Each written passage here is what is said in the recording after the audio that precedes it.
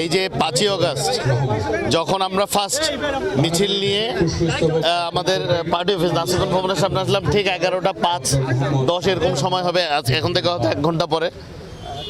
এই যে একটা মুক্ত, মানে মনে হচ্ছিল মুক্ত হয়ে যাবে, কিন্তু ঠিকই কিছুক্ষণ পর আমরা খবর পেলাম যে দেশ আবার স্বৈরাচার মুক্ত হয়েছে। এই যে একটা অনুভূতি, এই অনুভূতি কোনো কিছু দিয়ে বলে, কোনোভাবে লিখে এটা প্রকাশ করা সম্ভব নয়।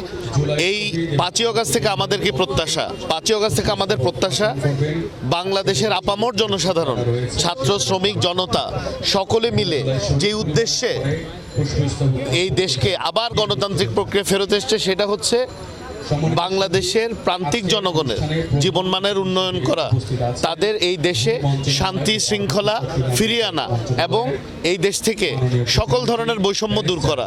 আমরা সেই লক্ষ্যে কাজ করে যাচ্ছি।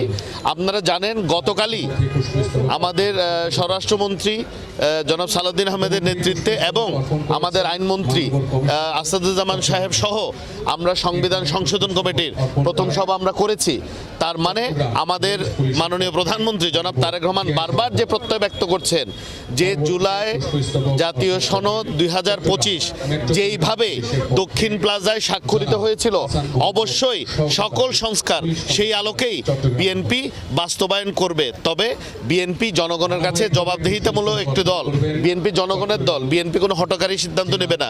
বিএনপি সকল অংশীজনের সাথে আলাপ আলোচনা করে, সবার সাথে মত বিনিময় করে প্রতিটি সংস্কার প্রস্তাব যেটা প্রয়োজন সেটা সংবিধান সংস্কারের মাধ্যমে, অবশ্যই সংশোধনের মাধ্যমে অবশ্যই তারা গ্রহণ করবে। যার প্রথম উদ্যোগ আগে তো অন্যান্য সেক্টরে হয়েছে, এই সংবিধান সংশোধন নিয়ে যে বিষয়টি এসছে এটা গতকালই তার যাত্রা শুরু হয়েছে। এবং আমি খুবই আনন্দিত এবং ধন্যবাদ জানাই মাননীয় প্রধানমন্ত্রীকে যে 5ই আগস্টে বিএনপি দেশ পরিচালনার দায়িত্ব পাওয়ার পরে যে প্রথম 5ই আগস্ট আসছে, তার আগেই আমাদের সংবিধান সংশোধনের এই যাত্রা জুলাই সনদকে সামনে রেখে যে যাত্রা সেটা শুরু হয়েছে।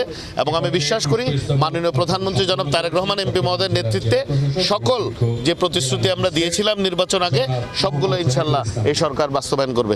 এবং আপনাদের মাধ্যমে সকল জুলাই যোদ্ধা যারা প্রকাশ্যে এসেছেন, যারা প্রকাশ্যে আসেননি, তাদের সকলকে আমাদের পক্ষ থেকে, চট্টগ্রামের পক্ষ থেকে, বাংলাদেশ জাতীয়তাবাদী দলের পক্ষ থেকে এবং সরকারের পক্ষ থেকে রক্তিম শুভেচ্ছা অভিনন্দন জানাচ্ছি।